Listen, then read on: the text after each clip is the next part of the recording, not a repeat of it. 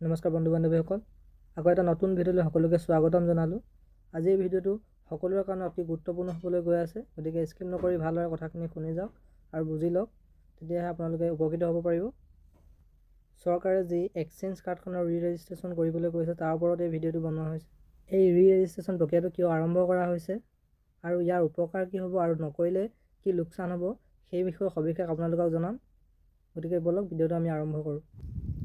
আচলতে চৰকাৰে এই নতুন ৰেজিষ্ট্ৰেশ্যন প্ৰক্ৰিয়াটোৰ জৰিয়তে এনে এটা ব্যৱস্থা গ্ৰহণ কৰিবলৈ বিচাৰিছে, যাৰ জৰিয়তে যিসকল নিবনুৱা ল'ৰা ছোৱালীয়ে চাকৰি সন্ধানত থাকে সেইসকলে কোনো চৰকাৰী হওক বেচৰকাৰী হওক কোনো বিভাগত নতুন পদ ওলালেই অট'মেটিক গম পাব পাৰে।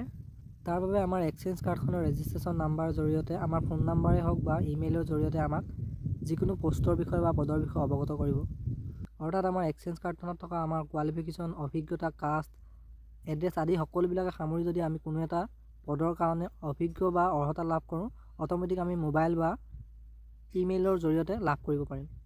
আমি এইটো বাৰু ক'ব নোৱাৰোঁ চৰকাৰৰ নতুন পদক্ষেপটো কিমান দূৰ সফল হ'ব পাৰে, কিন্তু যদি সফল হয় আমাৰ দৰে নিবনুৱাসকলৰ যথেষ্ট সুবিধা হ'ব, এইটো নিশ্চিত। এতিয়া হয়তো বহুতৰে মনত প্ৰশ্ন হ'ব পাৰে যে যেতিয়া নতুন ৰেজিষ্ট্ৰেশ্যন কাৰ্ডখন বনাইছিলে তেতিয়া প্ৰয়োজনীয় নথিপত্ৰ সকলোবোৰ দিছিলে, কিন্তু এইটো কথা আপোনালোকক কৈ থওঁ যে এইবাৰ নতুনকৈ যোনটো ৰি-ৰেজিষ্ট্ৰেশ্যন প্ৰক্ৰিয়া আৰম্ভ হৈছে, ইয়াত আগতে যোনবোৰ কিছুমান ছাবমিট নকৰা ডকুমেণ্টটো সোধা হৈছে আৰু আগতে যিবোৰ মেণ্ডেটৰী কৰা নাছিলে সেইবোৰ আমি গুৰুত্ব দিয়া নাছিলোঁ, যেনেকৈ আমাৰ ইমেইলটোৱে হওক, আমাৰ হাইট, ৱেইট, লগতে আগতে যিটো ৰেজিষ্ট্ৰেশ্যন প্ৰক্ৰিয়া হৈছিলে তাত আমাক কেৱল আমাৰ লাষ্ট কোৱালিফিকেশ্যনটো সুধিছিলে আৰু তাৰ ডকুমেণ্ট ছাবমিট কৰিবলৈ দিয়া হৈছিলে। কিন্তু এই নতুন ৰি-ৰেজিষ্ট্ৰেশ্যন প্ৰক্ৰিয়াটোত 10, 12 মানে সকলোবিলাক ডকুমেণ্টে ছাবমিট কৰিবলৈ গৈছে ছাবজেক্টৰ সৈতে। লগতে এতিয়া যোনখন নতুন ৰি-ৰেজিষ্ট্ৰেশ্যন কাৰ্ড ওলাইছে সেই ৰি-ৰেজিষ্ট্ৰেশ্যন কাৰ্ডখন অন্যখনতকৈ দেখিবলৈ কিছু পৃথক। আগতে যিখন আপোনালোকে ৰি-ৰেজিষ্ট্ৰেশ্যন বা শুদ্ধ কৰোঁতে পাইছিল, আপোনাক দেখাই দিছোঁ চাওক, ইয়াত কি নতুনকৈ ছাবমিট কৰা হ'ল সেইখিনি ওলাই পৰিছে আৰু ৰি-ৰেজিষ্ট্ৰেশ্যন যে কৰিলে সেইটো ওপৰত ডাইৰেক্ট উল্লেখ কৰা আছে, লিখা আছে, চাই ল'ব। আপোনালোকে মই এটা কথা কওঁ, আপোনালোকে কথাটো গুৰুত্ব সহকাৰে লৈ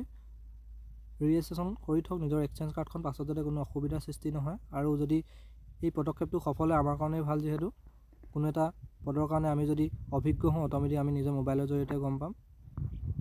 সময়ো যথেষ্ট আছে, প্ৰায় 2 মাহ আছে, আপোনালোকে সময় পালে কৰি থওক। আৰু যদি আপোনালোকে এই ৰেজিষ্ট্ৰেশ্যনটো আমাৰ হতুৱাই কৰিব বিচাৰে তেন্তে নিশ্চয় কমেণ্ট বক্সত জনাব। ধন্যবাদ।